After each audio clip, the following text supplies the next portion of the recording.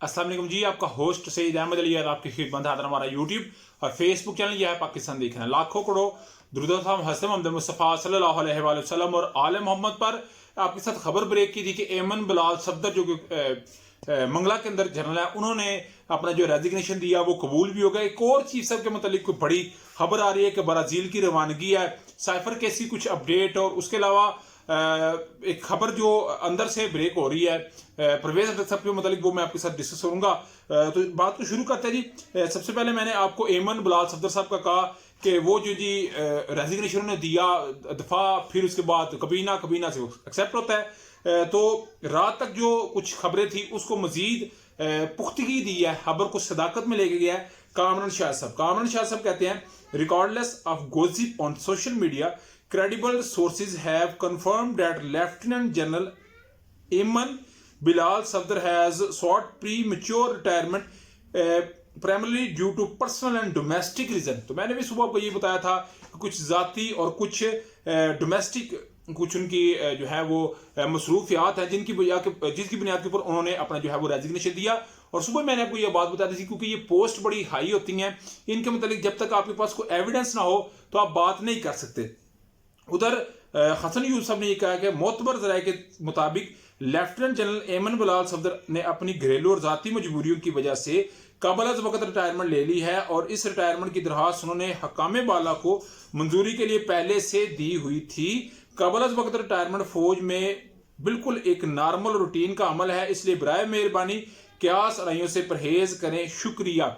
और हसन अयूब खान और कामरान शाह दोनों बड़े करीबी समझे जाते हैं बड़े घर वालों के, तो उन्होंने जब बात किया तो एक उन्होंने मोर सख्त कर दिया कि वाकई ये बात हो चुकी है। तो देखते हैं उसके बाद क्या मजीद अपडेट आती है। मगर एक और जो जनरल साहब हैं, बेसिकली वो चीफ हैं, एक जनरल साहब का तो मैंने सुबह को क्लियर कर दिया था कि उनको फैजाबाद धरना केस के अंदर जिस तरह क्लीन चिट मिली है, एक अपने अंदर ही बहुत बड़ी बात है। वो गुजरांवाला के बड़े बड़े दावे, वो फ्लैटिस होटल में बड़ी बड़ी बैठकें और नवाज शरीफ साहब का बयानिया, फिर शहबाज शरीफ साहब को भेजना कि नवाज शरीफ साहब को खामोश करें, फिर नवाज शरीफ साहब का खामोश हो जाना, शहबाज शरीफ का उनको खामोश कर लेना, तो बड़ी खबर है। मगर चीफ इलेक्शन कमीशन आप सुन के जान के हैरान होंगे, सकते में जाएंगे कि ईवीएम इलेक्ट्रॉनिक वोटिंग मशीन है जिसको तहरीक इंसाफ ने किया, अभी उसके ऊपर प्रैक्टिकली किया। एंकर इमरान रियाज साहब गए भी, शिबली फराज साहब ने डेमो दिया, एंकर इमरान रियाज साहब ने उस पर डेमो दिए। ईवीएम पाकिस्तान के अंदर ना हुई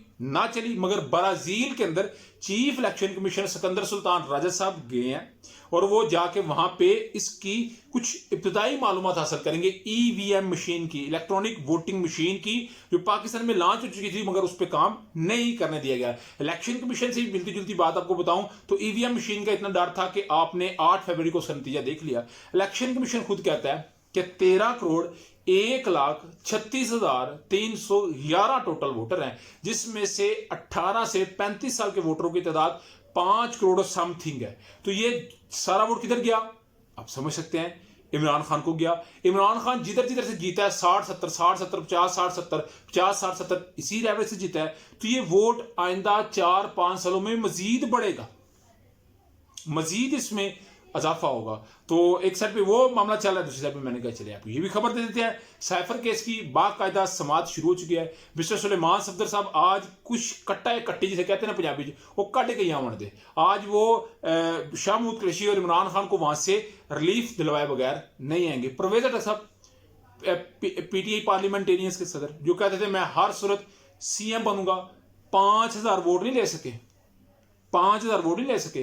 खानदान में कोई बंदा नहीं बन सका उनका, ना कोई एमपी बना ना कोई एमएनए बना। इवन तो कहते हैं उनकी काउंसिलर बनने की भी अभी सख्त खत्म हो चुकी है। तो परवेज अख्तर साहब ने राब्ते शुरू कर दिए हैं, मुलाकातें शुरू कर दी हैं किसी सियासी जमात में जाने के लिए। तो ज्यादा कभी इम्कान ये बात जराए कन्फर्म कर रहे हैं कि वो पीपल्स पार्टी के साथ उनका तकरीबन इत्तेहाद हो चुका है। इससे पहले वो काफली का भी हिस्सा रह चुके हैं, पीपल्स पार्टी का भी हिस्सा रह चुके हुए हैं। तो मेरा ख्याल है मैं उनके लिए सिर्फ यही बात कहूंगा, सही देर आए दुरुस्त आए, परवेज अटक असल होना पड़े, पीपल्स पार्टी के घर आए।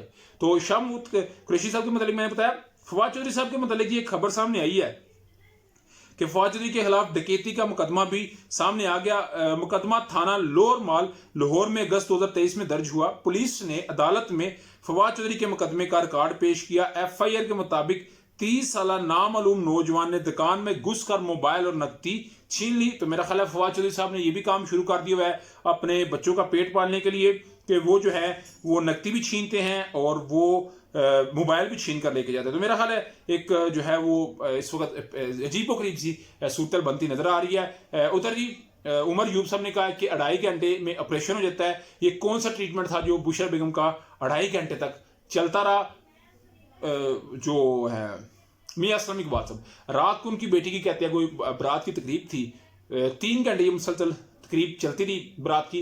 एंड वाले 10 मिनट सिर्फ आए हैं, खौफ हिरास उनके चेहरे से वाज़ेह था, और 10 मिनट में प्यार दिया अपने जो है वो बेटे से मिले, बेटी से मिले, उसके बाद वो चले गए।